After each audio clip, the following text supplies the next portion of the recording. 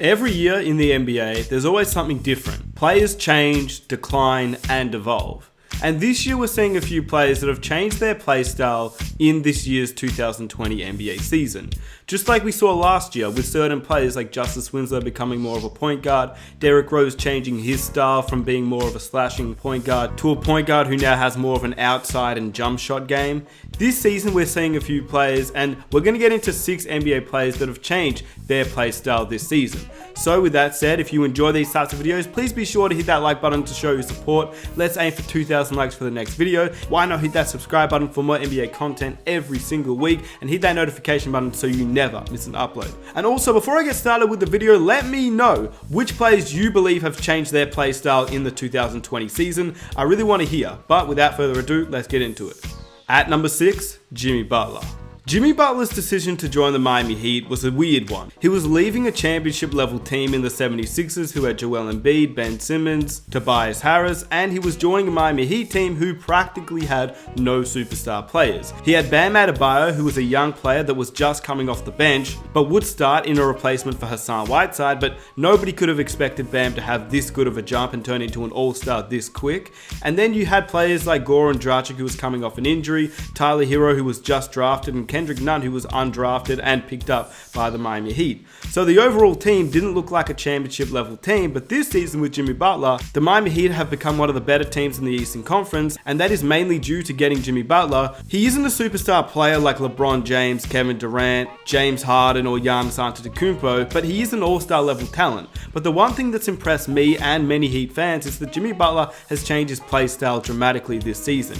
He's become more of a point forward for the Miami Heat, and he's the guy who controls the pace of the offense. We have Kendrick Nunn in the starting lineup alongside Duncan Robinson and Jimmy Butler as the point guard, shooting guard, and small forwards. Jimmy Butler plays more of a point forward, Kendrick Nunn plays more of a shooting guard, he's more of a shooter, and he doesn't average a lot of assists, as Kendrick Nunn only averages 3.5 assists in 30 minutes per game.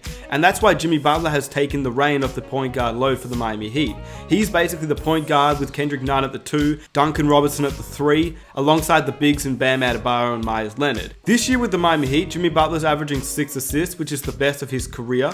And he's only averaging 13 field goal attempts per game, which for the player who's a star of a team is definitely not a lot of field goal attempts for your star player. For example, when he started to emerge in Chicago, he averaged 14 field goal attempts, 15 field goal attempts, then 16.5 field goal attempts. Then once he got traded to Minnesota, he still averaged 15.6 field goal attempts alongside Karl-Anthony Towns and Andrew Wiggins. And then once he went to Philadelphia, he only averaged 13.6, but he was playing alongside Joel Embiid, Tobias Harris, and Ben Simmons. And so it wasn't very unusual for him to only average 13.6 field goal attempts on a team that's so stacked. But with the Miami Heat, he is the star player, he is the main player, and still he only averages 13.3 field goal attempts, which is the 4th least out of his entire career, and that's including his rookie season where he barely played and his sophomore season. So his overall playmaking for the Miami Heat has definitely been a surprise, and it's been amazing to watch for the Miami Heat and of course for Jimmy Butler, who should have been an all-star starter in my opinion.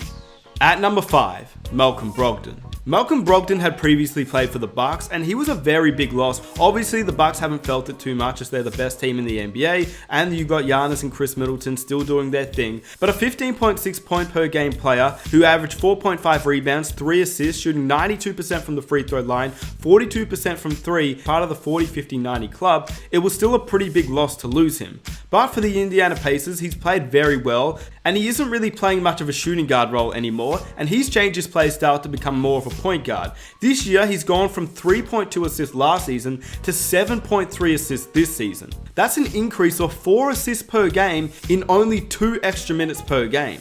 He's currently top 10 in assists in the entire NBA, which is a massive jump from his assists per game last season. To go from being ranked 71 last season in assists per game to in the top 10 is a massive jump, and it shows how much he's expanded on his game in terms of being able to facilitate the ball. He averages 1 more point, the same rebounds, the same steals, the same blocks, but he's been able to get his teammates involved and become a great facilitator for the Indiana Pacers, so shout out to Malcolm Brogdon. Number 4, Devin Booker.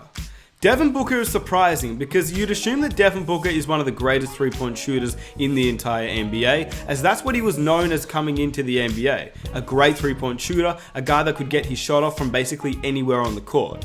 But surprisingly, Devin Booker has decreased on his field goal attempts for the last 2 seasons. In his opening season in the NBA, he averaged around 4 3-point attempts per game, then that increased to 5, then to 7, but in the last 2 years that's decreased down to 6.5, and now this season he only averages 5, which is exactly the same as what he averaged when he was 20 years old in his second season in the league. Shooting a worse percentage from 3 than he did 2 years ago when he averaged 7 threes per game, now he averages 5 threes a game at 36%. In 2017-2018, he averaged 7 3-point attempts per game at 38%. And in the last 2 seasons, he has become more of a facilitator, but we understood why Devin Booker was becoming a facilitator last season, averaging nearly 7 assists per game. It was because they basically didn't have a point guard, but this season the Phoenix Suns went out of their way to get Ricky Rubio, who they thought would be a great facilitator for the team and would help Devin Booker get more shots up for the team. Instead, he's shooting 18 field goal attempts per game, which is the second lowest of his career, even though he is getting to the line more, as he's averaging almost 27 points per game, which is the best of his career. Still, he's averaging 6 assists, which is surprising considering they do have Ricky Rubio. So now Devin Booker's changed his play style, but he also isn't shooting as many threes as he used to in the past, which is surprising considering he is one of the better 3-point shooters in the league, and that's what he was known as coming into the league too. I do understand that Devin Booker is more of a playmaker now, but his 3-point decline is a little bit interesting to me. I'm not sure why he's declined this much and why he's taking a lot less 3-pointers per game. Maybe the opposition defense has adjusted to not let Booker take as many threes per game, but he isn't, and that's interesting to me, considering that it's the second lowest of his entire career. So, he's changed his playstyle to become more of a facilitator and less of a 3-point shooter. Number 3, Russell Westbrook. Russell Westbrook is having an amazing season for the Houston Rockets. He's averaging 27 points per game with 7 assists, 8 rebounds, 1.6 steals per game, shooting a pretty bad 23% from 3 and 45% as a field goal percentage. So how has Russell Westbrook adjusted his game? He's always played like this, a pretty bad 3-point shooter, but a guy that gets to the cup and finishes around contact and ones, hits a lot of mid-range jumpers. How has Westbrook changed his game? I don't believe he's stat padding anymore, and I truly believe in the last couple of seasons with the Oklahoma City Thunder, where he averaged a triple-double for 3 straight years. I really do believe at times he was stat padding. I don't think it was every single game, and that's just personal opinion, and honestly I just believe it. I really believed he was chasing after those triple-doubles in Oklahoma, but this season with the Houston Rockets, I can definitely say that after watching them, I really don't think he is. I think he's playing within the offense. I think he's playing within the defensive schemes too. He is athletic and he does go after rebounds, which is really fun to watch, but at least he's not going after every single rebound. But this season with the Houston Rockets, I feel like he's just getting the rebounds he needs to. Same with assists. He's been able to find his open teammates, but in my opinion, he's not stat padding and he's not purposely going out there just trying to get heaps of assists. He's averaging what he needs to average at 7 assists and 8 rebounds, and that's exactly what I expect out of Russell Westbrook. He's averaging almost 27 points as well, and he's playing extremely well for the Houston Rockets as of late, and they're one of the most interesting teams to watch considering that they're running the small ball lineup, and Westbrook is a guy that they need to go after rebounds considering that PJ Tucker isn't a very tall player and he's their starting center now. So Russell Westbrook I think is playing within the offense, and I believe he's changed his play style this season for the Houston Rockets as well. Blake Griffin. Blake Griffin's been injured for majority of this season. He's only managed to play 18 games, but he was a very different player over these 18 games than when he first entered the league. You would assume that Blake Griffin would be one of the better rebounders in the league, considering that he's 6'10" and ultra athletic. Well, he entered the league averaging 12 rebounds, then 10 rebounds, and it then plateaued around 8 to 9 rebounds per game whilst he continued his career with the Los Angeles Clippers. Once he got traded to the Pistons, he definitely left open rebounds to Andre Drummond, but he still averaged around 7.5 rebounds per game and 24.5 points per game, which is what you'd expect out of a power forward who's one of the top power forwards in the league. But what we saw out of Blake Griffin this season, through 18 games and 28 minutes per game, was that Blake Griffin was becoming a stretch 4 and literally did not go after any rebounds. He was becoming a stereotypical 2020 NBA power forward as somebody who doesn't really stay in the paint and only stretches the floor, which is what the Detroit Pistons didn't really need, considering that he only shot 24% from 3 with 6 3-point attempts per game. Have a guess at how many rebounds you suspected Blake Griffin averaged in 28 minutes per game. 4.7. Blake Griffin averages 4.7 rebounds. That is shocking to me. As a player who entered the league as a power forward, a dominant guy, to go from 12 rebounds to 4.7, That is shocking to me. And this season in Detroit, even through only 18 games, you can tell that he's changed his play style significantly and he's becoming a stretch four in the league when that, in my opinion, doesn't really suit his play style at all. And at number 1, Bam Adebayo.